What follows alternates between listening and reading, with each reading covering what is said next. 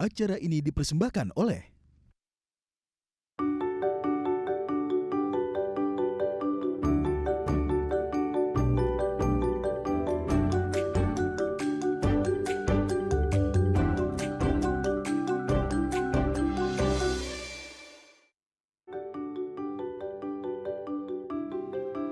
Halo pemirsa, apa kabar Anda hari ini? Senang sekali Sarah dan Madlia dapat kembali menemani Anda dalam sebuah program talk show inspiratif. Ini dia Bincang Sehati.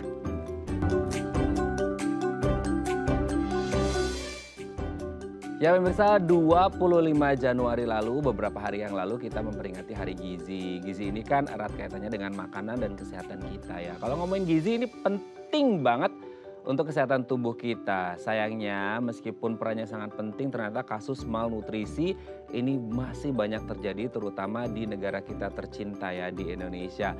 Kalau ngomongin malnutrisi pasti pikiran kita apa? Kekurangan gizi. Padahal gitu ya, di zaman sekarang banyak juga yang ternyata nggak kekurangan gizi, tapi kelebihan gizi ya. Apalagi sekarang dengan pola hidup yang ya sedentary lifestyle, dengan makanan fast food, junk food dan lain sebagainya. Kita harus mengerti bahwasanya ada hal-hal yang harus kita perhatikan, salah satunya adalah gizi.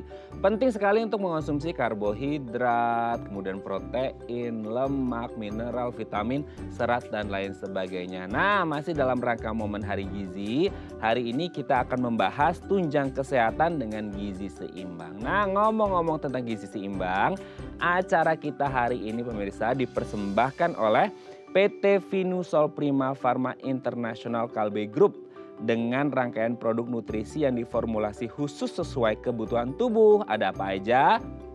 Entramix yang merupakan nutrisi seimbang dan Peptisol yang merupakan asupan gizi seimbang dengan tinggi protein serta rangkaian produk PT Vinusol Prima Pharma International Kalbe Group lainnya yang menunjang kesehatan. Jadi kalau Anda punya masalah dengan gizi atau meningkatkan gizi Anda, boleh ya langsung dicoba produk-produk yang ada di meja kita kali ini. Oke, nah untuk membahas tema kita hari ini, gimana sih cara meningkatkan gizi kita, dan Anda punya pertanyaan boleh ya di 021 290 3244 atau DM Instagram kami di @daafamily. Nah untuk membahasnya telah hadir bersama kami di studio Bincang Sehati ada Bapak Yudi Andrianto SGZ SE MKM AIFO, seorang ahli gizi dan juga Magister Kesehatan Masyarakat. Selamat pagi Pak Yudi, apa kabar? Ya, selamat pagi, alhamdulillah sehat. Alhamdulillah sehat ya Pak Yudi. Hari ini kita akan membahas satu hal yang mungkin banyak dilewatkan orang ya. Apalagi untuk mereka yang suka breakfast, skip the breakfast gitu ya. Apalagi kita tinggal di kota besar gitu ya. Tapi banyak hal yang mungkin belum aware gitu. Bahwa kebutuhan gizi itu sangat penting. Kalau dulu mungkin kita kenalnya 4 sehat 5 sempurna ya. Dan kayaknya sekarang udah jargonnya udah di shifting ya. Menjadi gizi yang seimbang. Betul. Seperti tema kita hari ini gitu. Nah ngomongin tentang gizi nih Pak Yudi. Banyak yang kayaknya belum ngeh ya, maksudnya kayak masyarakat kita, terutama aku juga sih kayaknya. Maksudnya kita harus sama-sama diedukasi tentang gizi itu sebenarnya apa sih? Kan di luar sana kita dengar ya, ada gizi, ada vitamin lah, ada nutrisi, itu kayak itu sebenarnya sama atau beda sih gitu ya? Gimana tuh Pak? Ya, oke. Sebelumnya dalam hal ini kita harus tahu dulu nih secara terminologi dari gizi itu sendiri. Gizi itu berasal dari bahasa Arab nih ternyata. Itu merupakan kata serapan dari al-ghizai atau gizai yang berarti adalah makanan. Dimana kalau kita dalam melakukan aktivitas sehari-hari, menunjang fungsi fisiologi sehari-hari, kita kan membutuhkan makanan nih. Untuk melakukan aktivitas kita membutuhkan energi. Untuk pertumbuhan dan perkembangan kita membutuhkan protein. Sehingga harus didapatkan dari makanan. Nah, makanan itu atau gizi itu atau zat gizi itu diperlukan setiap harinya untuk mendukung fungsi fisiologis dan aktivitas dalam sehari-hari gitu. Jadi kalau kita tidak cukup memenuhi asupan makanan, gizinya kurang, maka otomatis dalam aktivitas sehari-hari juga akan terhambat. Misalnya lemas kah atau terjadi gangguan-gangguan, sebagai contohnya adalah malnutrisi yang tadi dikemukakan. Oke, nah kan gizi itu kan orang nggak ngerti, maksudnya kayak kalau barang kan kelihatan ya Pak ya, maksudnya ini kursi gitu, ini meja kelihatan gitu. Kalau gizi kan kadang-kadang gizi itu apa sih gitu, tadi udah dijelasin. Terus vitamin itu gizi juga atau bukan gitu. Terus kemudian apalagi nutrisi itu kan kayak intake yang harus kita konsumsi sehari-hari, dan kadang-kadang kita nggak kayak ngebedain gizi itu sama dengan vitamin kah, dengan yang lain-lain kah gitu? Ya, sebenarnya dalam memenuhi gizi dan kebutuhan gizi kita sehari-hari itu terbagi menjadi makronutrien dan mikronutrien. Oke, Nah, makronutrien dan betul. mikronutrien. Oke. Nah, makronutrien ini adalah zat gizi yang dibutuhkan dalam jumlah cukup besar bagi tubuh dan berfungsi sebagai zat membangun, kemudian zat membentuk, kemudian untuk mikronutrien. Kenapa dikatakan mikronutrien? Itu karena dibutuhkannya dalam jumlah lebih sedikit dibandingkan makronutrien. Nah, sebagai contohnya kalau makronutrien itu adalah protein, lemak, dan karbohidrat. Di mana secara proporsionalnya kita membutuhkan lebih banyak nih Oke. dibandingkan dengan mikronutrien, di mana kebutuhan dari mikronutrien atau zat gizi mikro, namanya aja mikro, dibutuhkan dalam jumlah kecil, gitu, yaitu vitamin dan mineral. Oke, jadi itulah perbedaan antara gizi, vitamin, nutrisi dan lain sebagainya yang sering kadang-kadang orang awam agak kagok gitu ya, pengertiannya apa gitu. Dan itu tidak bisa dilihat secara langsung oleh mata ya, gitu, tapi bisa diserap oleh tubuh kita. Betul. Nah, ngomong-ngomong diserap oleh tubuh kan kadang-kadang kita kepikiran ya, maksudnya kayak giziku ada istilah ya Pak ya, angka kecukupan gizi kan ya, AKG gitu. Nah kan kadang-kadang kita nggak ngerti maksudnya kecukupan gizi kita hari ini atau bulan ini atau jam ini atau pas lagi makan itu tuh cukup atau enggak kan kita sebagai orang awam nggak ngerti. Masa harus kita ngitung nimbang ini berapa ini sayurannya gitu kan, meskipun proporsionalnya seperti itu kan. Tapi kita harus ngerti gimana sih caranya, oke indikator bahwa orang ini kayaknya gizinya udah pas nih, oke kayaknya kurang nih, atau gizinya kayaknya udah over nih malahan gitu. Pasnya itu gimana tuh? Ya, dalam menentukan status gizi, jadi sebelum kita melihat status gizi, kita juga harus mengetahui nih manifestasi dari asupan atau zat gizi yang kita konsumsi. Kadang kalau asupannya tidak seimbang, nah itulah yang terjadi gangguan gizi. Kalau asupannya kurang, maka itu akan beresiko terhadap malnutrisi. Kalau asupannya berlebih pun beresiko terhadap malnutrisi, yaitu overweight dan obesitas. Nah, sehingga dalam mengukur atau menentukan status gizi perlu dilakukan anamnesa nih, pemeriksaan. Nah, pemeriksaan yang paling gampang yaitu adalah pemeriksaan antropometri. Jadi secara sederhana kita mengukur tinggi badan kita berapa, berat badan kita berapa, kemudian kita hitung indeks massa tubuh. Dari indeks massa tubuh itu dapat diklasifikasikan ke dalam status gizi kurangkah, normal, overweight, ataupun obesitas. Nah, sehingga kalau kita sudah tahu nih, oh ternyata posisi saya di underweight atau posisi saya di overweight atau di obesitas, maka harus dilakukan koreksi. Nah, koreksi itu adalah langkah-langkahnya dengan mengkonsumsi makanan yang tepat, yang seimbang, kemudian sesuai dengan pedoman umum gizi seimbang. Oke. Berarti ini harus menyesuaikan dengan BMI-nya orang masing-masing ya, body mass index. Nah, gini yang aku jadi kepikiran nih ya. Jadi kayak body mass index itu kan kalau nggak salah idealnya itu di 20 sekian berapa ya, Pak ya gitu. Nah, katakanlah orang itu over gitu ya, kelebihan atau under deh gitu ya. Nah, itu kan pasti kalau yang over pasti ya jarum timbangannya ke kanan ya, gitu ya. Ada yang gitu ke kiri gitu. Tapi maksudnya ada nggak sih yang dia tuh pas di BMI-nya udah ideal, tapi ternyata masih kurang gizi juga atau bahkan over gizi. Ada juga mungkin yang BMI-nya mungkin over gitu ya, tapi ternyata gizinya pas. Begitu juga yang kurang gitu. Karena kan itu BMI itu lebih ke kayak kita ya, pandangan orang awam itu kan ke berat badan ya. Orang pasti ngomongnya gitu. Berat badan sama tinggi badan gitu. Kan nggak nyentuh apa yang ada di dalam tubuh kita itu. Gimana tuh Pak? Ya, dalam pemeriksaan status gizi juga selain pemeriksaan antropometri itu juga dapat didukung dengan pemeriksaan lainnya. Nah, kalau BMI ini kan kita memeriksanya melakukan standar dengan berat badan dan tinggi badan. Jadi sesuai nggak dengan idealnya, standarnya berat badan segini, tinggi badannya segini. Nah, selain itu juga ada pemeriksaan status gizi lain berupa pemeriksaan fisik klinis, massa otot dan massa lemak. Nah, kalau yang mungkin teman-teman ada yang sering melakukan pemeriksaan massa otot dan massa lemak di tempat-tempat kebugaran. Nah, itu juga bisa melihat nih ternyata komposisi lemak saya banyak nih.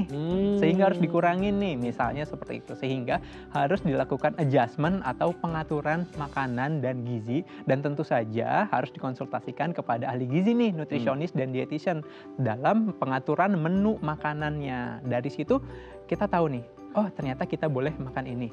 ternyata kita boleh makan ini, ternyata yang tidak boleh dimakan ini. Kemudian dari situ juga kita tahu, oh porsinya berapa nih.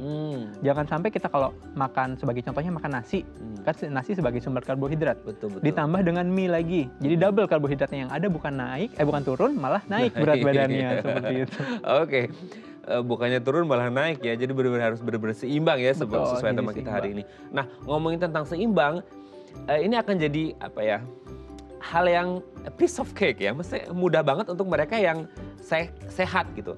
Tapi gimana buat mereka yang punya komorbid, punya penyakit katakanlah diabetes, metabolismenya itu pasti kacau banget kan gitu kan. Diabetes lah, hipertensi lah, kolesterol tinggi, itu banyak banget gitu. Nah, untuk orang-orang dengan penyakit-penyakit tertentu, terutama untuk yang metabolik ya, itu gimana maksudnya untuk menyeimbangkan dan mendapatkan gizi yang pas gitu. Kan kadang-kadang kita, kalau orang sakit kan harus tambah obat lah, tambah inilah. Pasti kondisi tubuhnya jauh berbeda dong sama kita-kita yang fit ini gitu kan. Gimana tuh?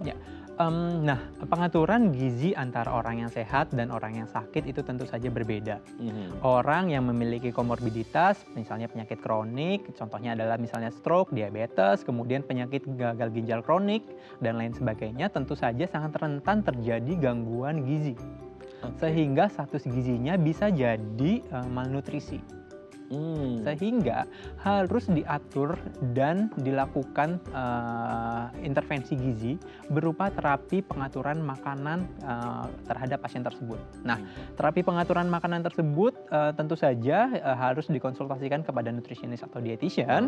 Nanti dari nutritionist dietitian akan menghitung nih berapa sih kebutuhan yang ideal, kebutuhan yang baik untuk mencukupi fisiologis orang dengan penyakit tersebut.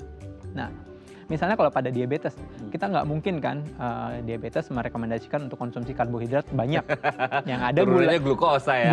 Gulanya nggak turun-turun ya, ada malah naik-naik terus. Ya. Sehingga otomatis harus diatur yang terutama adalah jumlah, jenis, dan jadwalnya kalau pada pasien diabetes. Kemudian kalau pada pasien ginjal, terutama ginjal kronik, itu harus diatur dan dihitung jumlah proteinnya. Yang tadi tuh saya sebutkan makronutrien, ada protein, karbohidrat, dan lemak.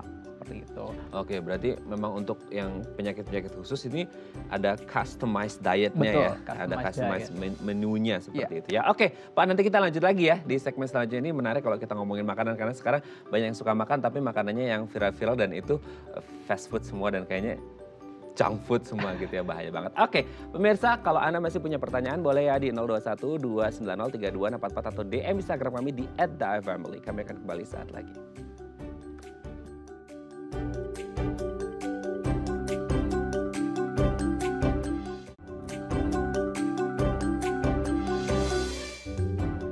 Baik, karena masih bersama kami di Bincang Sehati. Hari ini kita membahas seputar makanan yang pas banget ya. Jabodetabek hari ini diguyur hujan. Kalau hujan pasti suka makan, betul nggak ya? Karena butuh untuk pembakaran di dalam tubuh supaya tetap hangat. Itu sih excuse ya sebenarnya. Tapi harus pas ya, makanannya harus yang bernutrisi, yang bergizi. Seperti tadi disebutkan, gizi itu kan sebenarnya berasal dari makanan ya, seperti itu. Oke, kalau Anda punya pertanyaan boleh ya di 021 290 3244 atau DM Instagram kami di @theifamily. Kita masih bersama dengan Pak Yudi Andrianto SGZ SMKM AIFO, seorang ahli gizi dan juga magister kesehatan masyarakat. Pak Yudi, kita lanjut lagi.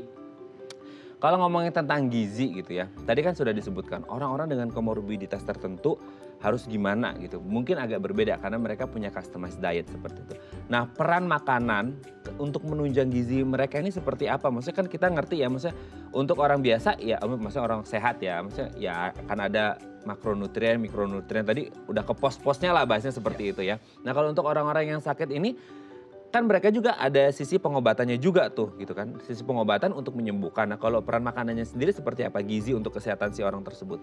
Ya, peran makanan ini sangat penting, terutama pada pasien-pasien dengan beberapa kondisi yang harus diperhatikan. Kayak tadi tuh, penyakit stroke, penyakit jantung misalnya, penyakit ginjal. Nah, tentu saja makanan berperan penting. Sebagai contoh saya ambil stroke dengan hipertensi.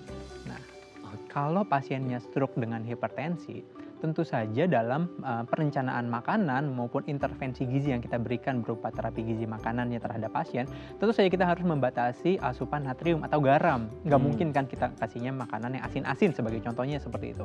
Kamu mau bunuh saya?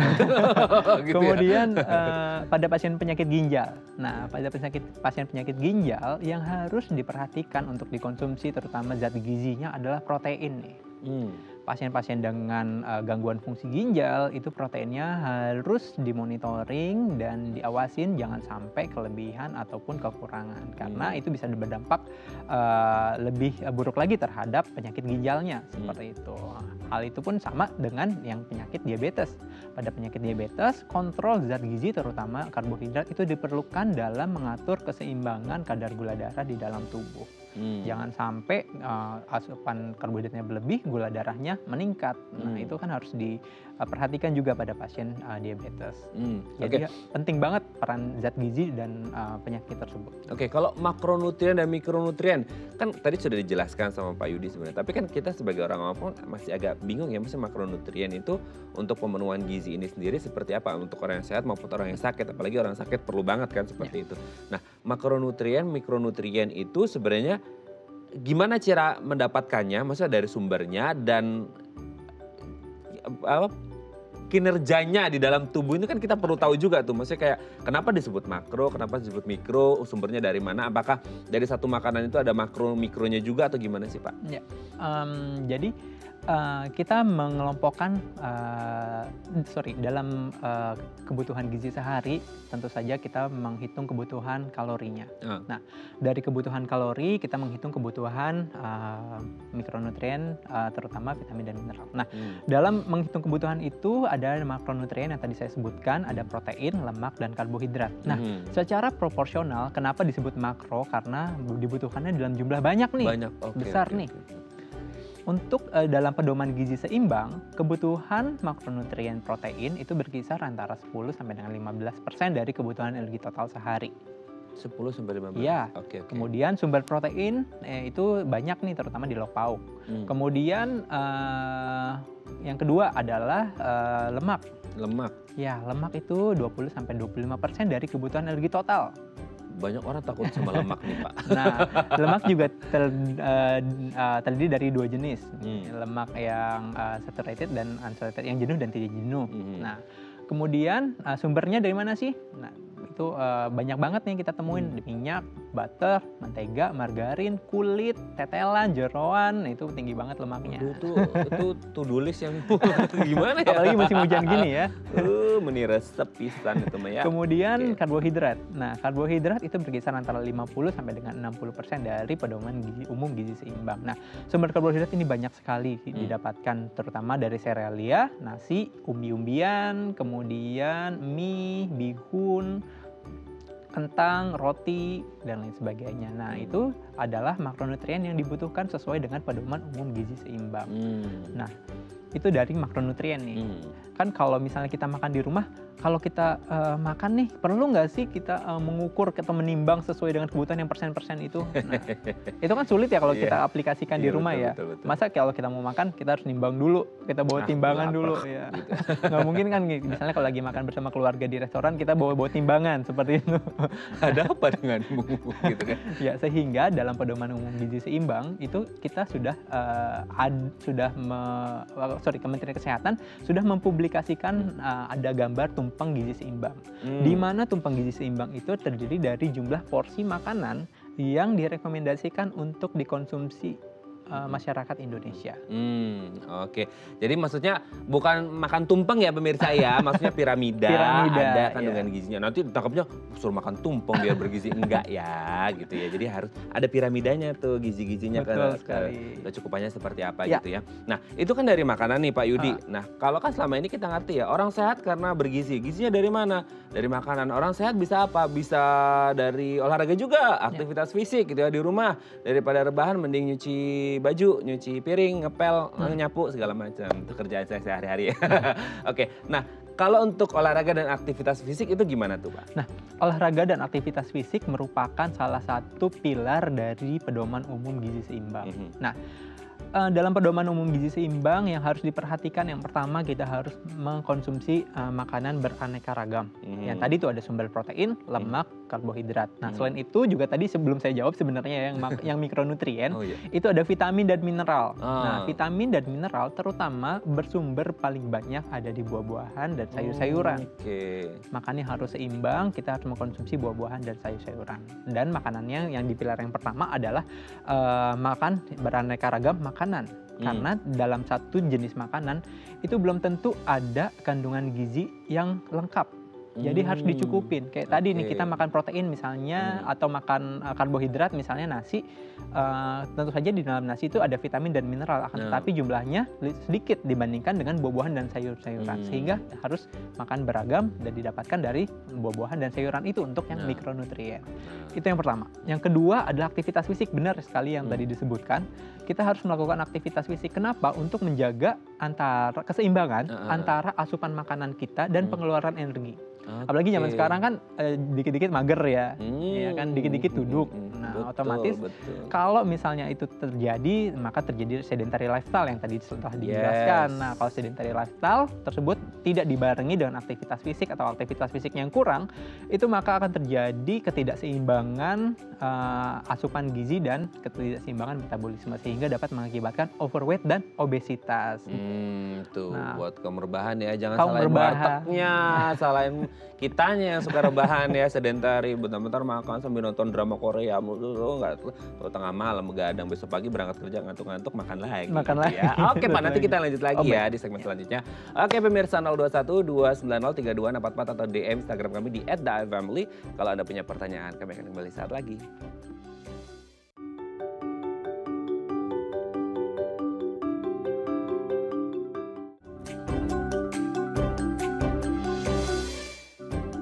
Baik, karena masih bersama kami di Bincang Sehati, kita masih membahas tema kita hari ini, tunjang kesehatan dengan gizi seimbang. Kalau Anda punya pertanyaan, boleh ya di 021 290 3244 atau DM Instagram kami di @daifamily. Kita masih bersama dengan Pak Yudi Adrianto, SGZ, SEMKM IFO, seorang ahli gizi dan juga Magister Kesehatan Masyarakat. Pak Yudi, kita lanjut lagi ya.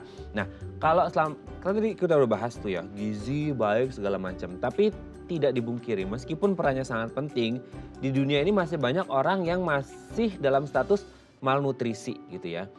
Nah, malnutrisi ini sebenarnya kondisi yang seperti apa sih Pak Yudi? Ya. Malnutrisi ini adalah kondisi manifestasi. Jadi hasil dari ketidakseimbangan antara asupan gizi kita dengan kebutuhan gizi kita. Nah, baik itu bisa kekurangan maupun bisa kelebihan. Kelebihan juga ya? Betul, overweight dan obesitas juga termasuk kelebihan dan itu ketidakseimbangan terkait dengan zat gizi yang diasup. Jadi tentu saja dalam hal ini perlu diperhatikan nih bagi pasien-pasien atau orang-orang dengan kondisi malnutrisi, itu harus diperhatikan asupan makanannya. Sesuai nggak dengan kebutuhannya, menunjang nggak untuk kebutuhan sehari-hari. Oke, kekurangan dan kelebihan itu maksudnya kayak orang kekurangan konsumsinya berarti ya? Atau kalau kelebihan itu berarti kebanyakan konsumsinya atau memang tidak dapat terolah dengan baik atau gimana sih Pak? Maksudnya ketika kok bisa ya sampai kelebihan itu berarti suka makan ya? Atau makannya biasa aja tapi mungkin kandungannya kelebihan gitu atau gimana sih? Iya, jadi kan tubuh kita setiap individu itu memiliki angka kecukupan gizi yang berbeda-beda. Ya. Baik itu anak, dewasa, lansia itu memiliki kebutuhan dan kecukupan gizi yang berbeda-beda. Sehingga kecukupan gizi tersebut harus diasup dari makanan. Nah, kalau misalnya nggak seimbang, kelebihan atau kekurangan, nah itulah maka terjadi manifestasi dan akan berdampak terhadap malnutrisi. Misalnya pada anak nih, karena Hari Gizi Nasional nih, akibat dari kekurangan gizi pada anak itu dapat menyebabkan kekurangan energi kronik maupun kekurangan energi protein maupun dapat terjadi stunting pada anak. Nah itu dia. Nah itu sehingga mengganggu pertumbuhan dan perkembangan. Sedangkan pada dewasa nih, banyaknya yang sekarang apalagi kaum rebahan yang tadi disebutkan. Ini relate banget ya sama kita. Ini beresiko banget nih, terutama terhadap overweight dan obesitas. Nah, kalau sudah terjadi overweight dan obesitas, maka risiko akan terkena penyakit, terutama penyakit kronik degeneratif, itu lebih tinggi. Atau non-communicable disease, penyakit tidak menularnya lebih tinggi. Contohnya apa sih? Kayak diabetes, penyakit kardiovaskular, jantung, stroke, kemudian penyakit ginjal itu beresiko akan meningkat pada pasien atau pada individu dengan overweight dan obesitas. Oke, kan selama ini kita mungkin sering dengar ya, maksudnya kasus obesitas, kasus stunting tadi disebutkan, itu juga lumayan ya jumlahnya, prevalensinya di Indonesia juga lumayan. Berarti ini mengindikasikan bahwa kasus malnutrisi, either itu antara yang kekurangan sama kelebihan masih menjadi concern kita bersama berarti ya? Ya betul, ini menjadi istilahnya double burden nih bagi kita nih. Betul, ini kayak ini kurang, ini lebih itu. Iya. Gimana tuh Pak? Ya betul, jadi ini merupakan langkah perhatian dari pemerintah juga. Selain itu juga pemerintah sebenarnya sudah melakukan antisipasi nih, upaya preventif dan promotif terkait dengan permasalahan malnutrisi kita nih. Nah, pada kondisi malnutrisi pada anak sebagai contohnya, pemerintah sudah menggalakkan dari zaman dulu sekali adanya pemberian makanan tambahan bagi anak usia 6 sampai dengan 59 bulan. Itu makanan tambahan yang diberikan kaya akan energi dan protein serta vitamin dan mineral dan membantu proses pertumbuhan dan perkembangan pada anak. Sedangkan pada individu yang sudah dewasa itu pemerintah juga sudah melakukan upaya preventif dan promotif terkait dengan pencegahan malnutrisi nih Pak.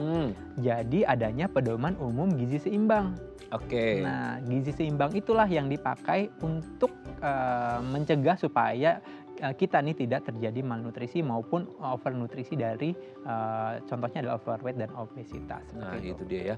Nah ngomong tentang overweight, obesitas, stunting dan lain sebagainya, tadi kan sudah disebutkan ada makanan penunjang. Nah selama ini kan kita mengenal ya malnutrisi mungkin kekurangan kelebihan salah satunya kan dari buah-buahan, sayur-sayuran tadi Pak Yudi sempat mention ya.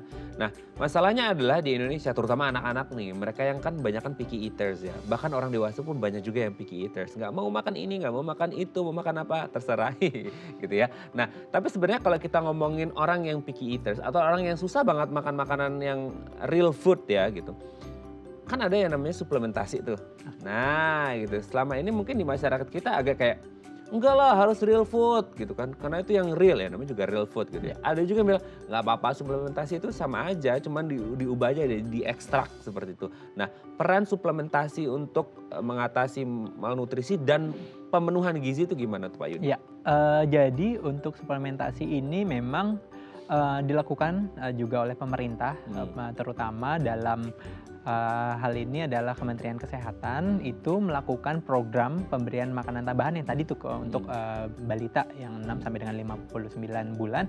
Nah, itu dalam program pemberian makanan tambahan itu sudah tersuplementasi nih vitamin dan mineralnya. Nah, kalau anak atau balita itu malnutrisi, itu biasanya anaknya itu cengeng, picky eater, nafsu makannya kurang. Nah, kalau dibantu dengan PMT, diharapkan terjadi peningkatan asupan makan dengan cara yaitu tadi makanan yang PMT yang diberikan adalah tinggi densitas energi protein, kemudian mengandung vitamin dan mineral yang difortifikasi, sehingga kalau misalnya diberikan PMT tersebut diharapkan dapat mencukupi kebutuhan anak tersebut. Kalau kecukupan gizinya sudah terpenuhi, kemudian otomatis kan status gizinya kan akan meningkat nih menuju optimal. Nah, kalau status gizinya meningkat menuju optimal, resiko infeksinya menurun. Kalau resiko infeksinya menurun, anaknya nggak jadi cengeng lagi, nafsu makannya mulai bertahap membaik, bahkan bisa nafsu makan lebih tinggi misalnya, sehingga menuju ke status gizi yang optimal. Kemudian untuk yang pada individu dewasa itu sesuai dengan pedoman umum gizi seimbang, jadi harus mengkonsumsi makanan yang beragam nih. Jadi itu intinya, makanan nggak monoton, itu aja nasi aja, atau nasi dengan mie lagi, udah karbohidrat. Ya, jadi harus beragam makanannya. Kita harus mencukupi kebutuhan gizi kita, baik itu makronutrien dan mikronutrien dari makanan terutamanya. Kalau kita misalnya membutuhkan suplementasi itu biasanya kalau terjadi suatu gangguan nih, misalnya penyakit nih, misalnya kalau lagi flu nih. Kalau lagi flu kita membutuhkan vitamin C lebih tinggi. Oke, sehingga dari biasanya ya. Dari biasanya, sehingga harus kalau misalnya kita kan nggak mungkin dengan makan buah berkilo-kilo. Dalam rekomendasi gizi seimbang, konsumsi buah-buahan itu 3 porsi sehari. Misalnya jeruk 3 butir, misalnya, atau pisang, kemudian atau pepaya atau melon. Nah, itu bisa dikonsumsi. Tapi kalau misalnya kondisi kita lagi sakit nih, kita membutuhkan suplementasi. Ya, karena kita nggak mungkin yang tadi makan sayuran dan buah-buahan yang lebih banyak, sehingga dibutuhkanlah suplementasi, dan suplementasi itu dapat membantu penyembuhan penyakit seperti itu. Oke, ini yang juga menjadi pertanyaan banyak orang sih Pak Yudi. Maksudnya kalau kita mengonsumsi suplementasi, is it okay? Maksudnya untuk orang pikir oke, short term is okay. Maksudnya kalau untuk long termnya gimana tuh gitu. Maksudnya kan kita juga, apalagi anak-anak ya, maksudnya mereka masih dalam tumbuh kembang kan gitu. Kalau mau dipaksain juga mereka nggak mau, cengeng, picky eaters. Tapi kalau nggak dikasih gimana, tumbuh kembangnya juga gitu tuh gimana sih Pak? Ya. Aman-aman aja atau Ya. harus benar-benar cari produk yang benar-benar aman gitu? Ya, alhamdulillah Tuhan telah menciptakan tubuh kita ini sangat canggih. Gitu. Canggih ya. Lebih canggih dari komputer mungkin. Oke ya. Jadi tubuh kita ini memiliki batas ambang tertinggi. Jadi atau kita sebut istilahnya adalah upper level. Jadi kalau kita mengkonsumsi salah satu zat gizi atau beragam zat gizi, nah tubuh kita itu punya batas atas toleransi yang dapat kita serap dan kita utilisasi. Misalnya pada vitamin C. Vitamin C kebutuhan kita berkisar antara 80 sampai dengan 90 mg per hari. Nah, akan tetapi kan di luaran kan banyak yang tinggi vitamin C sampai dengan 1000, 2000 gitu kan. Nah, itu tubuh kita bisa mentoleransi untuk asupan vitamin C itu 1000 sampai dengan 2000. Bisa diutilisasi dan itu maksimal dapat digunakan oleh tubuh. Akan tetapi kalau misalnya sudah melebihi dari kapasitas utilisasi itu, maka tubuh kita punya signal nih, oh ternyata udah kelebihan nih. Nah, sehingga otomatis tubuh kita akan membuangnya. Nah, dibuangnya itu bisa melalui urin untuk vitamin yang larut air seperti itu. Jadi alhamdulillah tubuh kita nih sudah sangat canggih, dimodifikasi oleh Tuhan. Jadi kita mempunyai batas ambang atas untuk asupan dan utilisasi dari beberapa vitamin dan mineral seperti itu. Oke, jadi softwarenya itu dalam itu udah diprogram sangat canggih ya sama Tuhan gitu ya. Jadi aman-aman aja kalau kita mengonsumsi suplementasi gitu ya Pak ya. Oke, akan tetapi untuk beberapa jenis vitamin tertentu, kalau misalnya kelebihan itu justru akan bersifat toksik bagi tubuh. Jadi tetap kita berpegang pada pedoman gizi seimbang. Oke, makanya nanti konsultasi sama Pak Yudi ya untuk tepatnya dan seimbangnya seperti apa. Kita lanjut lagi nanti ya Pak ya. Oke pemirsa 021 290 3244 atau DM Instagram kami di @dafamily. Kalau Anda masih punya pertanyaan, kami akan kembali saat lagi.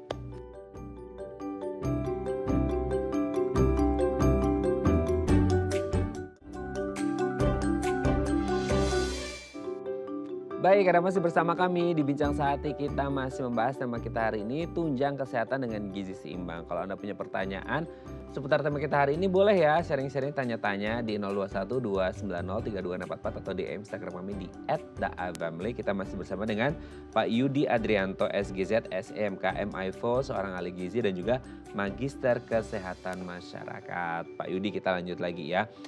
Selama ini mungkin gini, dulu waktu kecil generasi 90-an tuh sering denger lagu kamu makannya apa? Tempe gitu ya. Tempe itu seperti kayak disepelekan, padahal tempe itu kandungan proteinnya juga tinggi ya. Seperti apalagi sekarang kayaknya udah diubah ya, kamu makannya apa? Fast food gitu ya.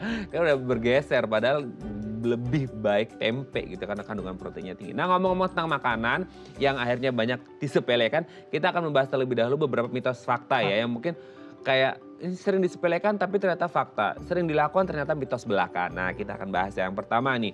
4 sehat 5 sempurna itu katanya cukup untuk memenuhi kebutuhan gizi. 4 sehat 5 sempurna. Kalau ada yang ngomong kayak gitu udah ketahuan sih umurnya berapa. Gimana tuh Pak Yudi? Iya, untuk saat ini itu adalah mitos. Oke. Karena sekarang kita sudah berpegang kepada pedoman umum gizi seimbang. Oke. Kenapa akhirnya berbeda? Maksudnya dulu kan ya ini frankly speaking itu yang aku dapatkan juga di sekolah ya. Maksudnya mungkin Pak Yudi juga atau teman-teman yang lain di rumah gitu. Dulu kita selalu diajarin 4 sehat 5 sempurna, 4 ini apa, 5-nya apa gitu kan.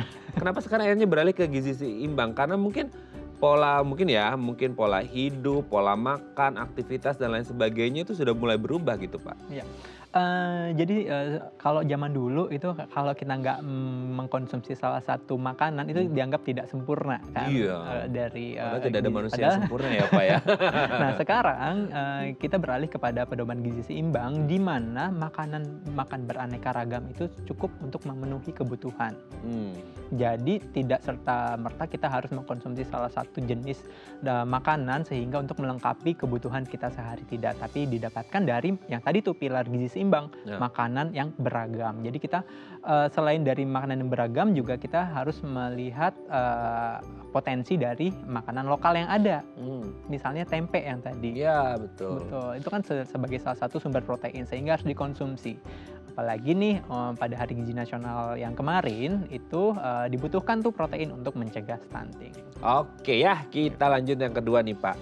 Gizi seimbang bisa dapat kalori dari apapun. Jadi nggak masalah kalau hanya makan protein tanpa karbo. Gimana tuh?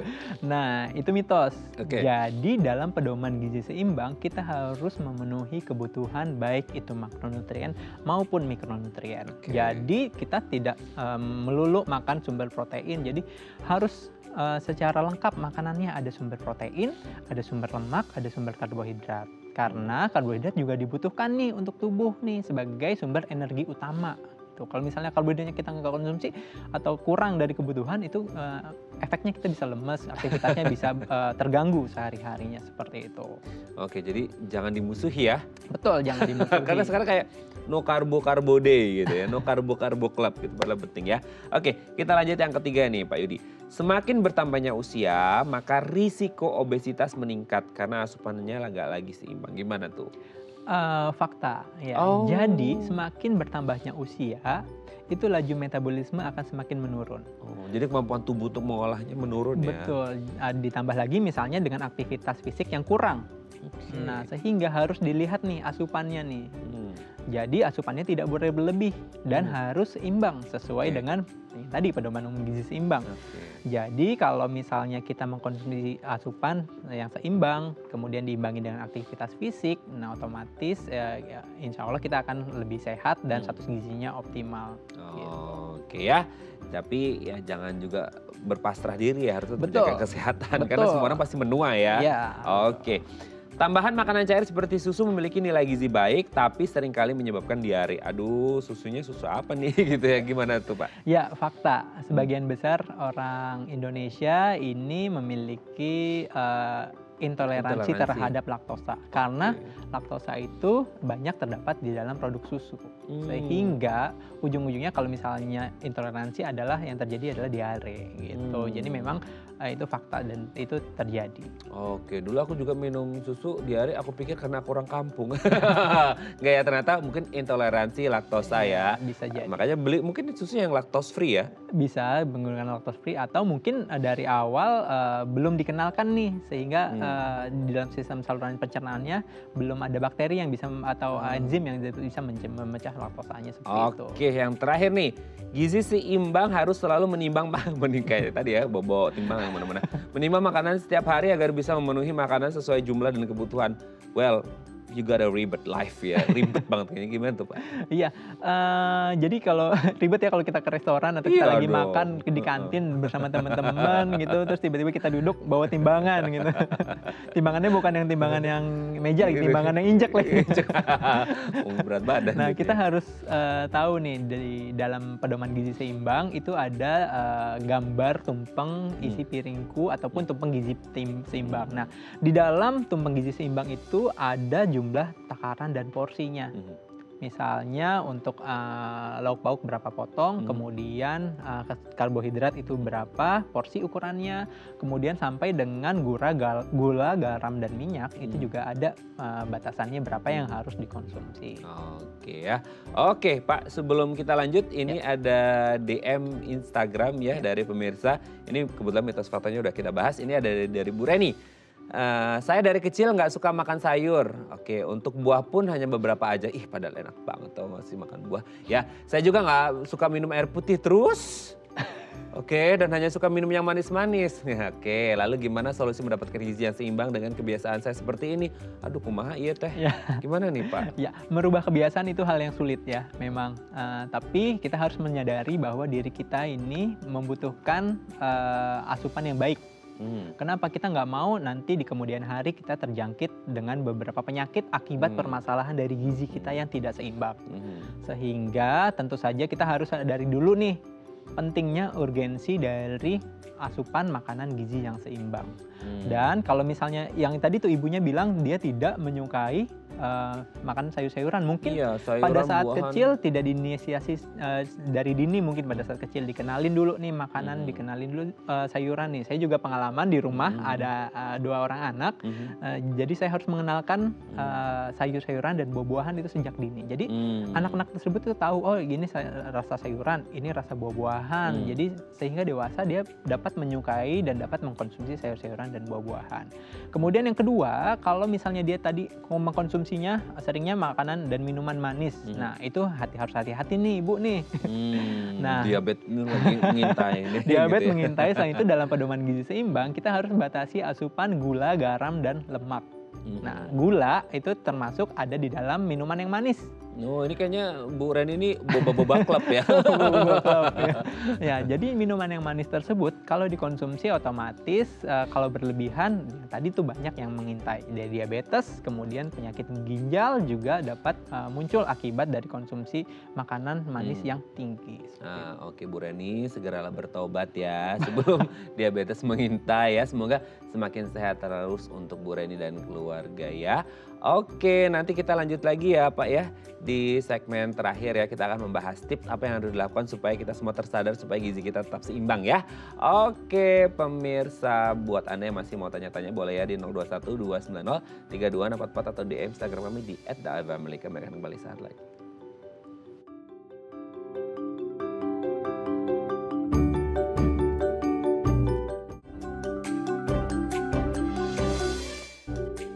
Baik, Anda masih bersama kami di Bincang Sehati. Nah, kalau kita ngomongin gizi, memang gizi ini menjadi sangat penting ya. Semua orang butuh makan untuk beraktivitas supaya tetap produktif dan itu bisa ditunjang dengan gizi yang seimbang. Gizi seimbang ini bisa menjadi sangat baik untuk kesehatan tubuh kita. Bisa melengkapi karbohidrat, protein, vitamin, mineral, serat, dan lain sebagainya. Kalau Anda masih kayak, giziku udah cukup belum ya? Boleh langsung konsultasikan ke ahli gizi untuk mengetahui, oke kayaknya udah cukup, oke kayaknya belum, oke bahkan mungkin kelebihan. Nah ngomongin tentang yang pasnya seperti apa, kita sudah punya solusinya nih pemirsa ya. Nah hari ini di Bincang Sehati, PT Vima Kalbe Group senantiasa memberikan rangkaian produk nutrisi yang diformulasi dengan komposisi protein yang bermanfaat bagi tubuh. Ada apa aja? Entramix yang merupakan nutrisi seimbang dan juga ada Peptisol yang merupakan asupan gizi seimbang dengan tinggi protein dan rangkaian produk PT Vima Kalbe Group lainnya yang menunjang kesehatan. Jadi kalau Anda ingin mendapatkan produk-produk yang berkualitas silahkan langsung ke PT Vima Kalbe Group ya untuk kecukupan gizi Anda. Oke, kita masih bersama dengan Pak Yudi Andrianto, SGZ SEMKM AIFO atau ahli gizi dan juga magister kesehatan masyarakat. Pak Yudi, tadi sebenarnya waktu break itu ada penelpon, cuman kayaknya putus. Ada Bu Yayu di Bandung, umurnya 71 tahun. Ini pas banget di bahasan kita hari ini. 71 tahun ingin mendapatkan angka asupan gizinya yang pas, tapi ya karena faktor usia giginya udah nggak ada. Oh, dia nggak punya gigi. Nggak punya gigi. Oke. Ngunyahnya susah. Gimana sih tipsnya supaya tetap, mungkin ini banyak juga karena banyak pemirsa kita juga yang mungkin usianya sudah agak sepuh gitu Pak. Gimana tips and tricksnya gitu? Tips and triknya yang pertama adalah mengolah makanan dengan bentuk makanan lunak ataupun lumat. Itu supaya lebih gampang dikonsumsinya. Misalnya mengkonsumsi bubur sumsum sebagai sumber karbohidratnya atau havermut. Kemudian misalnya lauk pauknya, misalnya dagingnya dicincang, baik itu lauk pauk maupun sayur-sayurannya, misalnya seperti itu. Kemudian juga Ibu Yayu ya kalau tidak salah namanya, itu juga bisa mengkonsumsi namanya oral nutrition supplement. Nah, Oh. ONS. ONS ini memenuhi kebutuhan 10 sampai dengan 15% dari kebutuhan energi sehari. Nah, ONS ini bisa berupa makanan yang tinggi densitas energi dan proteinnya. Oh. Bisa berupa puding-pudingan, kemudian crackers-crackers mungkin yang dilumatkan ya, untuk Ibu Yayu, karena kan kalau Ibu Yayu kan tadi katanya nggak ada giginya ya. Iya. Ataupun misalnya susu dan produk olahannya seperti itu. Nah, kalau untuk kayak sayur-sayuran, buah-buahan tuh Pak Yudi, kan juga butuh ya. Iya. Maksudnya kalau ya orang ambil gampang mungkin bisa suplementasi. Tapi kalau pengen yang, aku pengen tetap ngerasain nih Pak Yudi. Iya. Maksudnya Bu Yayu, aku ingin ngerasain rasa real sayuran, rasa buah. Boleh nggak sih kayak di jus Iya. gitu tuh gimana tuh? Iya, bener banget. Smoothies gitu-gitu. Ya, gimana bener tuh? banget. Sekarang kan bahkan ada smoothie sayuran Iya, ya. betul. Itu bisa juga dia sebagai salah satu langkah modifikasi dari menu Ibu Yayu. Jadi Ibu Yayu kalau misalnya nggak mungkin kan kalau giginya nggak ada dikasih buah-buahan yang keras. Jadi harus mengkonsumsi buah-buahan dalam bentuk jus maupun sayuran bisa dalam bentuk smoothie seperti itu. Jadi lebih mudah dikonsumsi dan mencukupi kebutuhannya. Nah, ini yang jadi concernnya kita juga nih Pak Yudi ya. Itu bagus sih, maksudnya jus buah, jus sayuran. Tapi, sorry itu saya mungkin maksudnya kayak banyak juga di luar sana yang mungkin kalau bikin sendiri kita bisa customize karena kita bikin sendiri ya. Tapi kalau beli di luar tuh kadang-kadang malah justru ditambahin kayak banyak gulanya. Itu kan jadi kayak ketakutan, betul nggak sih Pak? Jadi maksudnya kita pingin kan sehat, tapi kalau ditambahin gula terlalu banyak, apalagi gulanya yang ya itu buatan segala macam ya Pak, ada lagi pemanisnya, wah itu gimana tuh? Ya. Nah, ya kan sekarang jus banyak ya versinya ya. Ada yang Iya. ditambahin krim, ada yang Iya. ditambahin boba, ada yang ditambahin kental manis. Aduh, Belum lagi ke promo buy one get one ya. Aduh, Ya, jadi, tambah-tambah nih ya. Ini kayaknya untuk Pak hal Yudi juga sering ya promo buy one get one ya. Jadi untuk hal tersebut kita harus melihat nih, atau kita bisa customize. Biasanya kalau kita pesan online, bisa kita text note tuh di bawahnya. Iya. Gulanya sedikit atau gulanya 1 sendok makan saja. Karena kebutuhan gula kita sesuai dengan pedoman umum gizi seimbang itu 5 sendok makan sehari. Nah, jadi nggak boleh melebihi itu. Misalnya kalau kita udah makan dari makanan yang lain, misalnya dari jus-jusan juga kita bisa mendistribusikan gulanya misalnya dengan 1 sendok kah atau setengah sendok kah atau bahkan no sugar add gitu di note-nya. Jadi kita aware nih terhadap diri kita terkait dengan asupan makanan yang manis-manis. Nah, Seperti itu. kalau diimbangin nih Pak Yudi antara yang real food terus kayak ngerasa kayaknya masih ada kurang juga gitu, mungkin ada beberapa makanan yang nggak ada kandungannya ini belum kita konsumsi, boleh nggak sih diseimbangi sama suplementasi juga, itu aman nggak sih? Ya, yang tadi saya bilang suplementasi itu bisa dan dapat dikonsumsi sesuai dengan kebutuhan. Dan kalau misalnya kita sudah makan beraneka ragam, sudah makan buah-buahan, sayur-sayuran, sebenarnya itu sudah mencukupi kebutuhan kita sehari. Nah, kecuali kalau misalnya orang tersebut lagi terjadi gangguan misalnya dalam tubuhnya, misalnya adanya penyakit flu misalnya sebagai contohnya. Tambahan ya? Tambahan, nah itu baru bisa dikonsumsi lebih banyak sehingga harus dilakukan suplementasi seperti itu. Oke, terima kasih Pak Yudi. Hari ini kita mendapatkan pencerahan. Semoga insight kita yang dapatkan hari ini bisa membuat kita gizinya tercukupi dan sehat selalu ya. Dan jangan lupa untuk mengonsumsi produk yang tepat ya, suplementasi yang tepat dari perusahaan yang terpercaya juga ya, supaya kita tetap sehat. Terima kasih Pak Yudi, sehat terus, salam untuk keluarga di rumah ya. Terima kasih. Oke pemirsa, itu tadi perbincangan kita dengan Pak Yudi, semoga bermanfaat ya. Sarah dan Madlias pamit, sampai jumpa dan selamat kembali beraktivitas. Dan jangan lupa angka kecukupan gizi Anda harus terpenuhi. Sampai jumpa ya.